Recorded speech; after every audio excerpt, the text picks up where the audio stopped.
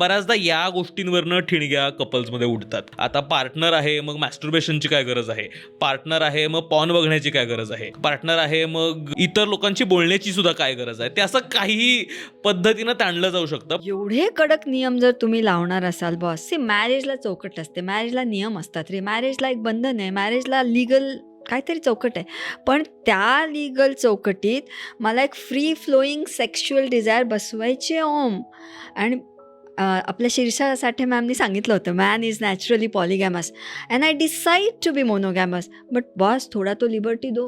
मतलब मुझे वक्त लग सकता है ना to fit in to that monogamy. Liberty म्हणजे not to go around with any other people, to have self pleasure, just clearing that. Liberty मी काय म्हणते, चल ना दोनों मिलके एक पॉन देखते. तर टीव्ही नाही बघत आपण, टीव्ही मध्ये येतातच ना सेन्शुअल सीन्स, बघतोच ना आपण, छानच वाटतं ना, किती आयटम सॉंग्स हिट होतात.